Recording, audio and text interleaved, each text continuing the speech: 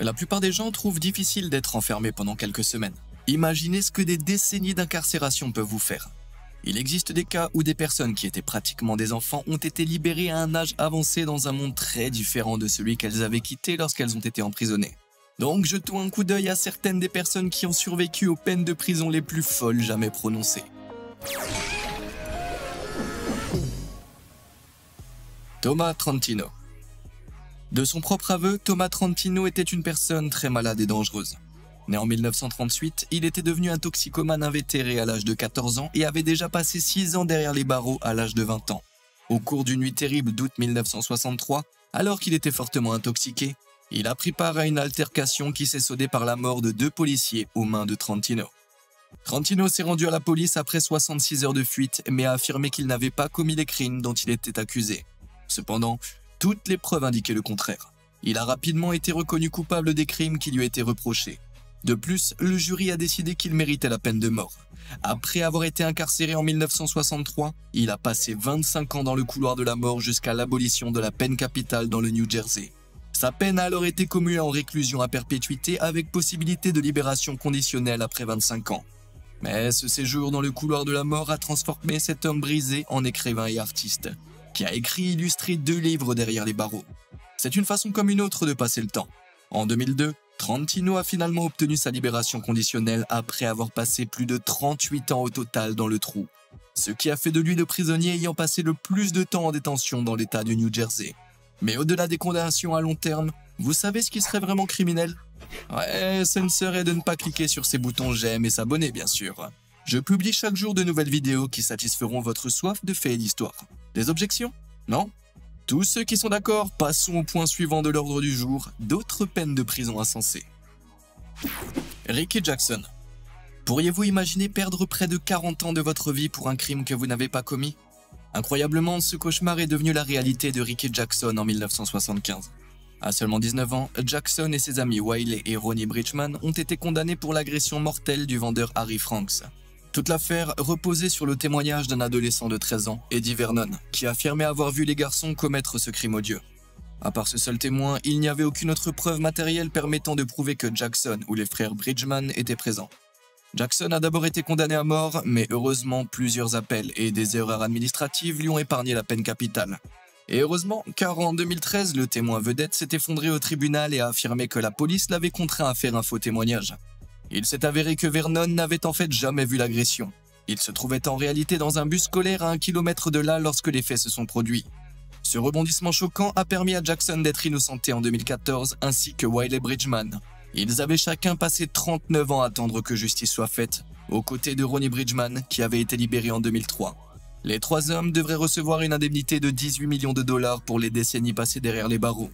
Si vous étiez à la place de Jackson, pensez-vous que cet argent suffirait à compenser la moitié de votre vie perdue en prison? Faites-moi part de vos avis dans les commentaires ci-dessous, parce que perso, moi ça me chauffe pas trop. Otis Johnson. L'expression « mauvais endroit au mauvais moment », c'est une expression que l'ancien détenu Otis Johnson connaît bien. En 1975, Johnson a été arrêté pour un crime qu'il affirmait n'avoir jamais commis. Le 5 mai, lorsqu'il marchait dans la rue, Johnson a été arrêté et fouillé par des policiers à Harlem, à New York. Les agents ont affirmé qu'Otis correspondait à la description d'un homme impliqué dans une fusillade qui venait d'avoir lieu à proximité et qui avait coûté la vie à un policier. La description indiquait seulement que l'homme portait une veste beige, mais ça a suffi pour convaincre les agents de la culpabilité de Johnson. Malgré l'absence flagrante de preuves et de témoins crédibles, Johnson a été condamné à une peine de 25 ans à perpétuité pour l'attaque dont il était accusé. Il a survécu à ces décennies d'incarcération et s'appuyant sur sa formation de moine à Hong Kong. Il a mis en place divers programmes pour enseigner la méditation à d'autres détenus de la prison de Greenhaven à New York et a même aidé à faire du travail de secrétariat. Son bon comportement lui a permis d'être éligible à la libération conditionnelle à 9 reprises. Et lors de plusieurs de ses audiences, on lui a dit que s'il avouait, il serait libéré. Johnson avait clairement une volonté de faire car à chaque fois, il a refusé d'avouer un crime qu'il n'avait pas commis. Heureusement, sa 9e audience de libération conditionnelle en 2014 a été positive et il a enfin été libéré. Si on fait le calcul, ça signifie qu'il a été emprisonné pendant près de 40 ans. Tout ça parce qu'il portait une veste beige. Il semble que New York ait besoin de renforcer sa police de la mode. Søren Mathiasen. Le Danemark est célèbre pour sa culture du vélo, ses maisons colorées et bien sûr les Lego. Mais c'est aussi le pays où y a été prononcée l'une des peines de prison les plus longues, les plus anciennes et les plus étranges du monde. Dites bonjour à Søren Mathiasen. En 1876, ce bon vivant a fait appel au service du marchand de chevaux Niels Boglund. Il voulait lui emprunter de l'argent et lui demander de l'aide à trouver une femme riche à épouser. Mais la femme que Søren a fini par épouser n'avait clairement pas beaucoup d'argent, car lorsque Boglund est venu récupérer l'argent qu'il lui avait prêté, Søren n'a pas pu le rembourser. Avec des dettes importantes et aucun moyen de le rembourser, Søren a décidé que sa seule issue était d'éliminer Boglund, ce qui a été de loin sa plus grande erreur. Peu après son crime, il fut arrêté et condamné à une peine de plus de 49 ans de travaux forcés à la prison d'État de Horsens. Comme vous pouvez le constater, ses années de travail éreintants ont laissé des traces, mais il a quand même réussi à garder son poids. Ce Danois retors fut finalement libéré sur parole en 1925, et espérons qu'il ait évité les marchands de chevaux et les femmes bon marché pour le reste de ses jours. Betty Smithy. Les femmes sont tout aussi capables que les hommes, y compris lorsqu'il s'agit d'être des criminels horribles. Et pour preuve, il suffit de se pencher sur le cas de Betty Smithy, la détenue ayant passé le plus de temps en prison aux États-Unis. En 1963, Smithy a été reconnue coupable d'avoir ôté la vie à un mineur et condamnée à la prison à vie sans possibilité de libération conditionnelle. Au cours de ses premières années d'incarcération, elle a réussi à s'évader 4 fois de 3 prisons différentes. Soit elle était une véritable Houdini, soit ses prisons pour femmes étaient moins sécurisées que vos données Facebook. Quoi qu'il en soit, au fil des ans, Betty a cessé de tenter de s'évader et a commencé à s'améliorer. Elle s'est inscrite à des cours de développement personnel, a obtenu son diplôme d'études générales et a même écrit quelques poèmes. Mais comme Smithy avait été condamnée avant 1973, la loi de l'époque stipulait qu'elle ne pouvait prétendre à une libération conditionnelle que si le gouverneur lui accordait sa clémence. Pour ceux d'entre nous qui ne parlent pas le langage carcéral, ça signifie accorder une mesure de clémence sous la forme d'une modification de peine. Elle a fait une demande en 2003, sans succès. Mais en 2012, un autre appel a été accepté et sa peine a été réduite à 49 ans, ce qui lui a permis de retrouver la liberté à 69 ans.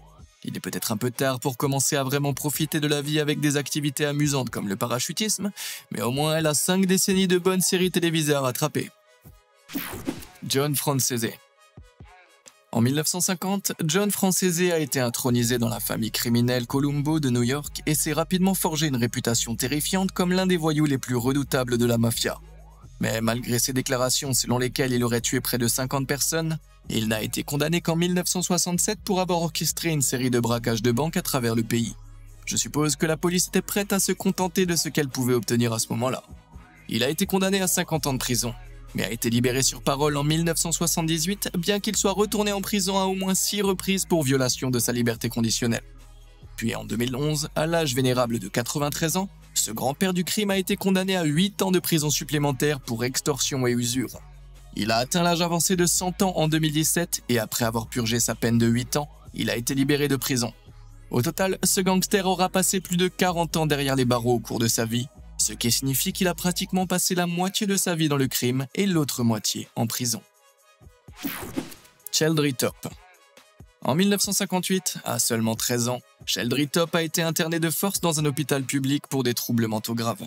Il a été traité par électrochoc, une méthode qui, même à l'époque, était considérée comme inhumaine et tortureuse. Il n'est donc pas surprenant qu'en 1962, Top se soit enfui.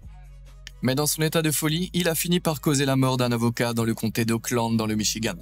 À seulement 17 ans, Top a été condamné à la prison à vie sans possibilité de libération conditionnelle. Bien qu'il ait été cliniquement diagnostiqué comme sociopathe, Sheldry a été détenu dans une prison à sécurité maximale qui n'accueillait que les détenus les mieux comportés. Malgré cela, il n'a jamais tenté de s'échapper. Au contraire, il a suivi des programmes de réinsertion et plusieurs cours universitaires, tout cela derrière les barreaux. Les années ont passé pour Sheldry sans espoir de liberté, jusqu'en 2012 lorsque la Cour suprême a décidé que de condamner un mineur à la prison à vie sans possibilité de libération conditionnelle était inconstitutionnel. Sheldry a vu sa peine révisée à 40 ans minimum et en 2019, comme il avait déjà purgé 56 ans, cela signifiait qu'il pouvait immédiatement prétendre à la liberté. Devenu le plus vieux détenu mineur purgeant une peine à perpétuité dans le Michigan, il a retrouvé sa liberté à l'âge de 74 ans, troquant ses menottes contre un déambulateur. Howard Christensen. En 1937, Howard Christensen, alors âgé de 16 ans, fut impliqué dans une série de crimes qui tourna au drame et entraîna la mort de l'enseignante Ada Carey. Les actes de Christensen choquèrent l'État du Dakota du Sud, et après que Howard eut été condamné à la prison à vie, 3000 personnes signèrent une pétition demandant que le garçon ne soit jamais gracié.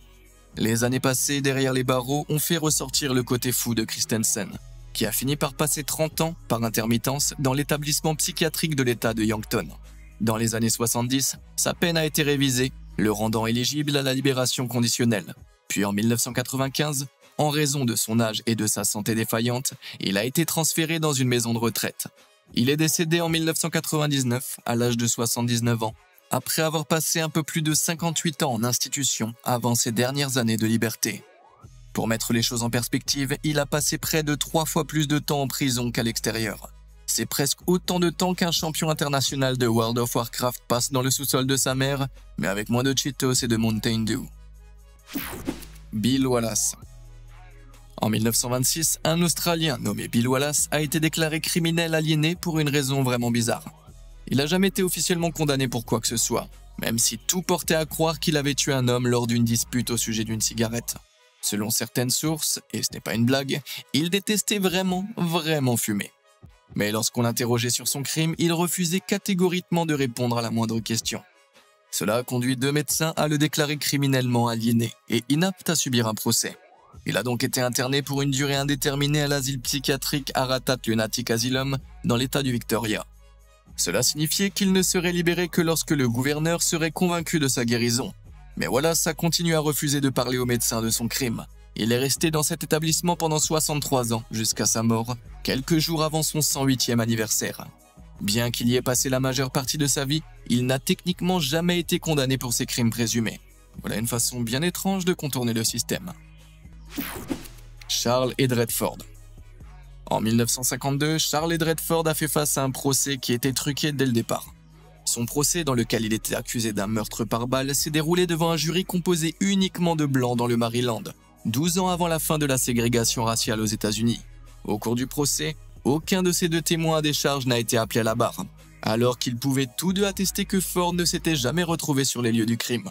2 témoins à charge se contredisaient, mais l'avocat commis d'office n'était même pas spécialisé dans le procès, ce qui l'empêchait de défendre correctement son client. Compte tenu de tous ces facteurs, Charles Edredford a été condamné à la prison à vie.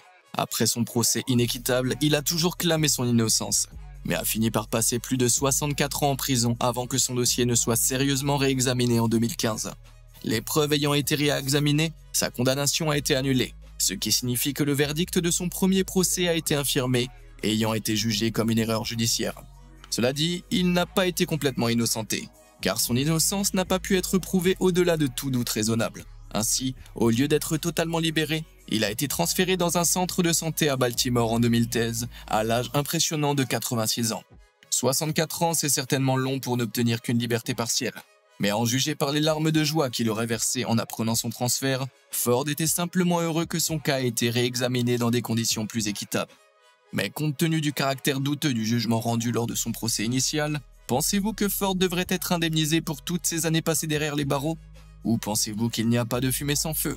Faites-moi part de vos théories dans les commentaires. Richard Honeck. En 1976, les États-Unis ont célébré leur bicentenaire. Le 200e anniversaire de la nation a donné lieu à de nombreuses célébrations, mais c'est aussi l'année où Richard Honeck est décédé à l'âge de 97 ans.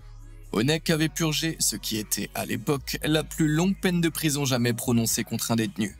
Il avait été incarcéré en 1899 pour son rôle dans la mort de Walter Keller, un événement si ancien que sa photo n'avait jamais été publiée dans les journaux, qui avaient utilisé un dessin à la place. Honeck a passé les 12 premières années de sa peine à perpétuité au centre correctionnel de Joliet, dans l'Illinois. Mais ça a changé après qu'il ait attaqué un directeur adjoint avec un couteau artisanal. Il a été condamné à 20 jours d'isolement cellulaire avant d'être transféré au pénitencier de Ménard, où il a passé paisiblement les 35 années de sa peine, troquant ses couteaux contre des gants de cuisine puisqu'il travaillait dans la boulangerie de la prison. Il a passé au total 64 ans en prison avant d'obtenir une libération conditionnelle en 1963. Malgré ses efforts en pâtisserie, le gâteau que vous voyez ici était probablement le premier gâteau correct qu'il ait reçu en plus de 60 ans. Mais quand on compare sa première photo d'identité judiciaire à la dernière, il faudrait probablement plus que quelques parts de gâteau pour compenser toutes ces années perdues. Paul Geidel Jr. Lorsque Richard Honeck, dont je viens de parler, A été libéré de prison en 1963, Paul Geidel Jr. purgeait déjà plus de 50 ans de sa peine, à perpétuité, pour des crimes tout aussi violents. Et lorsque Geidel Jr. a été libéré en 1980, il a battu le record de Honeck en passant 68 ans et 8 mois derrière les barreaux.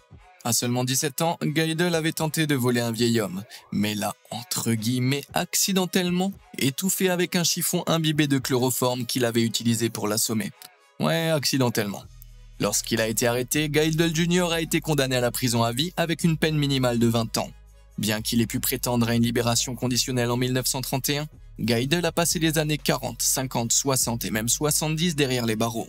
Il obtint finalement sa libération conditionnelle en 1974, mais ayant passé plus de temps en prison qu'à l'extérieur, il refusa. La prison était malheureusement devenue tout son univers. Le monde extérieur lui était désormais étranger et inconnu, surtout compte tenu de son âge avancé. Mais avant de voir le reste de sa vie s'écouler derrière les barreaux, il se laissa convaincre d'accepter la liberté en 1980. À ce moment-là, Geidel avait 86 ans. Il avait passé la majeure partie de 7 décennies à payer pour son erreur et a vécu ses derniers jours dans une maison de retraite. Ce qui, si l'on en croit ma grand-mère, c'est encore pire que la prison. Ça a dû être un second foyer pour un prisonnier de longue date comme Geidel Jr. Johnson Van Dyke Grisby. Lorsque Johnson Van Dyke Grisby a commencé à purger sa peine en 1908, Theodore Roosevelt était président. Le cellophane venait d'être inventé et la toute première voiture Model T venait d'être fabriquée. À la libération de Grisby, l'email était en cours de développement, Motorola commercialisait les premiers téléphones mobiles au monde et la disquette avait été inventée. C'est une grande partie de l'histoire qui lui a échappé. Mais pour avoir mortellement blessé un homme lors d'une partie de cartes dans un salon, Grisby appelait des coupables du meurtre au 2e degré afin d'échapper à la peine de mort. Il a ensuite purgé une lourde peine de 66 ans à la prison d'État de l'Indiana. Il a demandé la clémence de la condamnation d'appel à 33 reprises, mais toutes ces demandes ont été rejetées. Bien qu'il ait semblé ravi d'être transféré dans une maison de retraite en 1974, son sourire de presque 90 ans cachait des décennies d'institutionnalisation. Il était devenu complètement dépendant de la routine et des systèmes de la prison.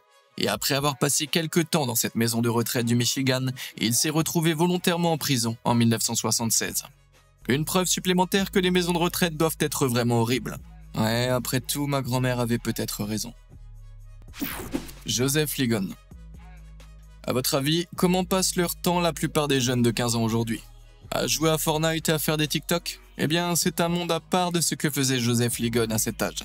En 1953, ce délinquant juvénile était occupé à être condamné à la prison à vie sans possibilité de libération conditionnelle. À l'époque, ça signifiait que le jeune homme de 15 ans était condamné à mourir en prison. Les années ont passé sans que Ligon ne voie la lumière au bout du tunnel. Mais entre 2012 et 2016, les nouvelles lois ont déclaré inconstitutionnelle la peine obligatoire d'emprisonnement à perpétuité sans possibilité de libération pour les mineurs. Ligon s'est vu proposer une libération conditionnelle en 2017, mais tout comme Paul Geidel Jr., il l'a refusé. Il a rejeté la proposition de probation sous surveillance, affirmant que s'il ne pouvait pas être complètement libéré du système judiciaire, il préférait rester en prison.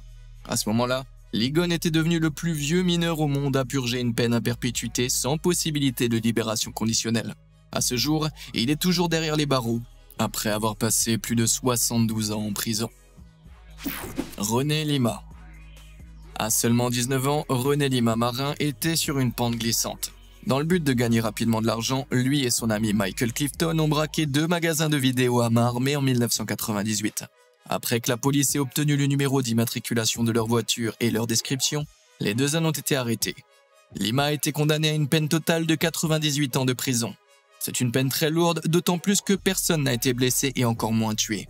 Il s'avère que le procureur avait disséqué les vols en une série d'actions distinctes, dont l'enlèvement car les 2 hommes avaient forcé les employés à se déplacer d'une pièce à l'autre. Au total, la peine aurait pu atteindre 300 ans, donc ces 2-là ont finalement eu de la chance. Malgré tout, Lima risquait de passer le reste de sa vie derrière les barreaux, jusqu'en 2008, date à laquelle il a été libéré sur parole. Une erreur administrative dans son dossier indiquait qu'il purgeait ses peines de manière simultanée et non consécutive, ce qui lui permettait d'être libéré 90 ans plus tôt. Déterminé à ne pas refaire la même erreur, Lima a travaillé dur, a fondé une famille et est devenu un citoyen modèle. Mais en 2014, l'erreur a finalement été découverte par les tribunaux et Lima a été à nouveau arrêté. Heureusement, le juge chargé de son dossier a jugé cette réincarcération injuste. La décision a été annulée et René a été libéré pour de bon en 2017. Prouvant tout le chemin parcouru, il a même pris l'initiative de présenter ses excuses en personne à l'un des employés du magasin de cette nuit fatidique 20 ans plus tôt. Si vous aviez été à la place de cet employé, auriez-vous pu pardonner Lima après tout ce qu'il s'était passé? Faites-le moi part dans les commentaires. Chamoy Chipiazo. Pouvez-vous deviner combien d'années correspond à la plus longue peine de prison jamais prononcée? 200 ans? 1000 ans? 2000 ans? Essayez 141 078 ans. Ça peut sembler insensé, mais c'est la peine qui a été prononcée contre Chamoy en 1989. Elle était l'épouse d'un haut gradé de l'armée de l'air royale thaïlandaise et employée de l'autorité pétrolière thaïlandaise. Une peine aussi sévère laisse imaginer les atrocités incroyables que cette femme a dû commettre. A-t-elle fait exploser un gratte-ciel rempli d'orphelins? Était-elle responsable de l'extinction des dinosaures? A-t-elle tué Harambe? Non, pas du tout. Le crime dont elle s'est retrouvée impliquée était une fraude. Elle était à la tête d'un système pyramidal qui a escroqué plus de 16 000 personnes et lui a rapporté plus de 204 millions de dollars. Ce vaste stratagème menaçait de saper l'ensemble du système bancaire thaïlandais, ce qui a conduit à cette condamnation à une peine de 100 000 ans. Cependant, les lois thaïlandaises de l'époque stipulaient que les personnes reconnues coupables de fraude ne pouvaient pas purger plus de 20 ans de prison, rendant ainsi la peine illégale. Elle a bénéficié d'une peine révisée et a été libérée après seulement 8 ans. C'est ce qu'on appelle une échappée belle. Alors, selon vous, lequel de ces prisonniers a purgé la peine la plus insensée? Faites-moi part de vos avis dans les commentaires ci-dessous. Et comme d'habitude et jusqu'à la prochaine fois, merci de nous avoir suivis.